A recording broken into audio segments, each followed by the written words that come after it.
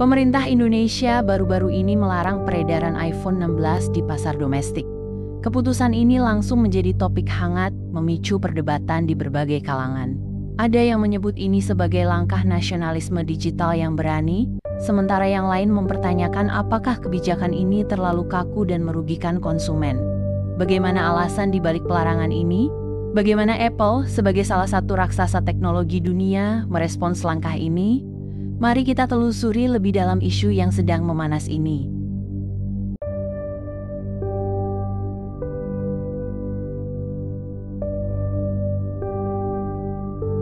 Salah satu alasan utama pelarangan ini adalah ketidakpatuhan Apple terhadap peraturan tingkat komponen dalam negeri (TKDN). Aturan ini mewajibkan setiap perangkat 4G atau 5G yang dijual di Indonesia untuk memiliki minimal 35% komponen lokal. Tujuannya, mendorong investasi asing, memperkuat industri dalam negeri, dan menciptakan lapangan kerja baru. Namun, hingga peluncuran iPhone 16, Apple belum menunjukkan langkah konkret untuk memenuhi persyaratan ini. Pemerintah menilai bahwa tanpa kepatuhan terhadap TKDN, peredaran iPhone 16 dapat menghambat pertumbuhan industri teknologi lokal. Kebijakan TKDN bukanlah sekadar aturan formalitas. Dengan memaksa perusahaan global untuk memenuhi persyaratan ini, pemerintah berharap dapat menciptakan ekosistem ekonomi yang lebih mandiri. Contoh keberhasilan ini dapat dilihat pada perusahaan seperti Samsung dan Oppo, yang telah membangun fasilitas produksi lokal di Indonesia. Mereka tidak hanya memenuhi regulasi, tetapi juga membuka ribuan lapangan kerja. Namun, pelarangan iPhone 16 menunjukkan bahwa kebijakan ini masih memiliki tantangan besar dalam penerapannya. Menanggapi pelarangan ini, Apple mengeluarkan pernyataan resmi yang menyatakan bahwa mereka menghormati regulasi lokal dan sedang mengevaluasi langkah-langkah terbaik untuk memenuhi persyaratan TKDN. Meskipun perwakilan Apple dikabarkan segera melakukan diskusi dan negosiasi dengan pemerintah Indonesia.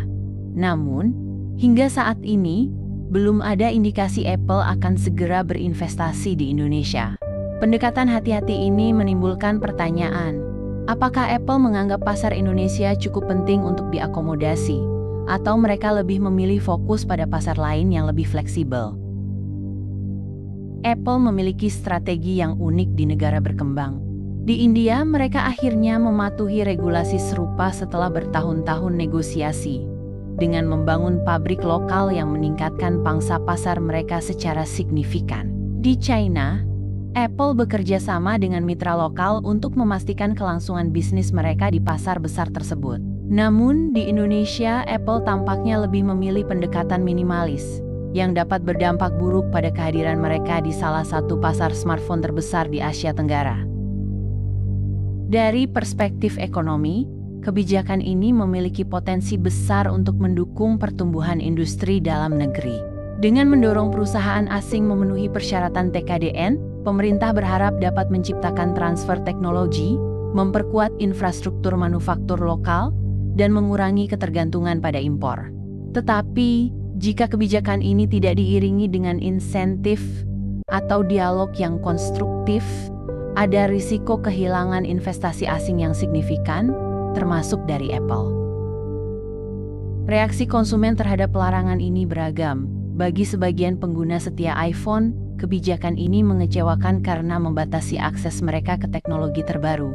Banyak yang menyatakan akan mencari alternatif, seperti membeli melalui jalur tidak resmi. Namun, ada juga yang mendukung langkah pemerintah, dengan alasan bahwa mendukung produk lokal adalah langkah penting untuk memperkuat perekonomian nasional. Pelarangan ini membuka peluang besar bagi produk lokal untuk mengisi kekosongan di pasar. Startup teknologi Indonesia, seperti Advan dan Polytron, memiliki kesempatan untuk menarik perhatian konsumen yang sebelumnya setia pada merek global. Namun, untuk benar-benar bersaing, mereka perlu berinovasi, meningkatkan kualitas produk, dan menawarkan harga yang kompetitif. Langkah ini juga berdampak pada ekosistem teknologi Indonesia secara keseluruhan. Di satu sisi, ini memotivasi pelaku lokal untuk lebih kompetitif. Di sisi lain, pelarangan ini juga dapat mengurangi kehadiran merek global yang selama ini menjadi standar kualitas bagi industri lokal. Apakah kebijakan ini akan menciptakan kolaborasi baru atau malah menciptakan jurang antara teknologi lokal dan global? Efektivitas kebijakan ini masih menjadi perdebatan. Apakah langkah ini cukup untuk memaksa Apple memenuhi TKDN atau justru mendorong perusahaan tersebut untuk meninggalkan pasar Indonesia?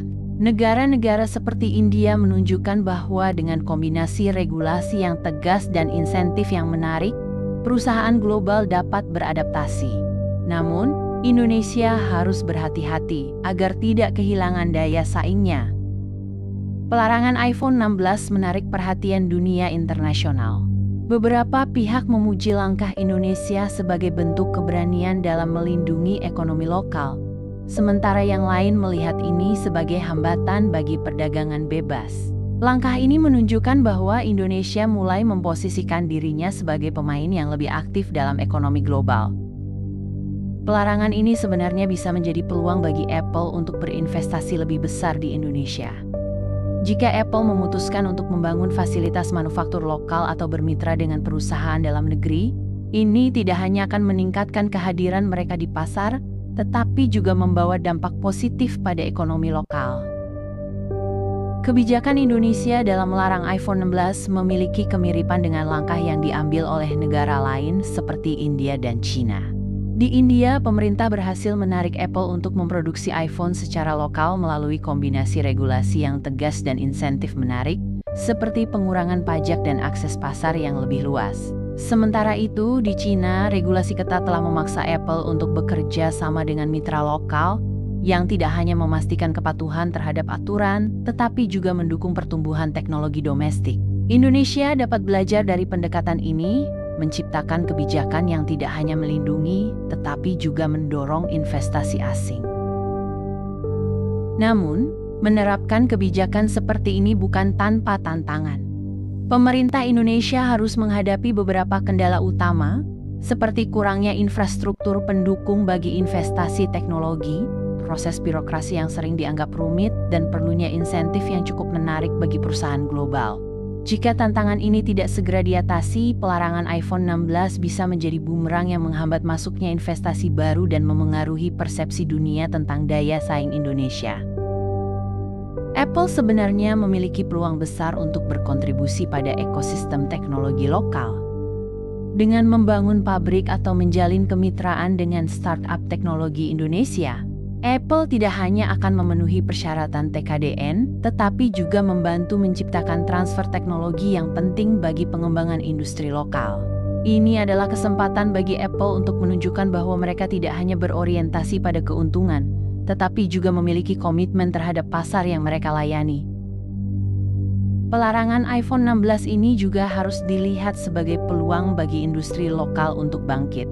Jika startup teknologi Indonesia mampu memanfaatkan momen ini untuk berinovasi dan meningkatkan kualitas produk mereka, ada peluang besar untuk merebut pangsa pasar yang selama ini didominasi oleh merek global. Namun, ini membutuhkan dukungan nyata dari pemerintah, seperti subsidi untuk penelitian dan pengembangan, akses ke pembiayaan, dan promosi produk lokal di pasar internasional. Pelarangan iPhone 16 di Indonesia adalah keputusan yang kompleks dan memiliki implikasi besar, baik bagi pasar lokal maupun global. Di satu sisi, ini menunjukkan keberanian pemerintah untuk menegakkan regulasi demi mendukung kemandirian ekonomi. Di sisi lain, langkah ini juga menjadi tantangan bagi Apple untuk beradaptasi dengan aturan lokal. Pertanyaannya sekarang adalah, apakah kebijakan ini akan memacu pertumbuhan industri lokal, atau justru menciptakan jurang antara konsumen Indonesia dan teknologi global? Bagaimana menurut Anda? Apakah pelarangan iPhone 16 ini adalah langkah yang tepat untuk mendukung produk lokal dan kemandirian ekonomi?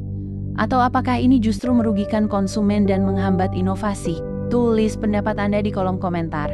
Jangan lupa untuk like, share, dan subscribe agar kita bisa terus membahas isu-isu penting lainnya. Sampai jumpa di video berikutnya.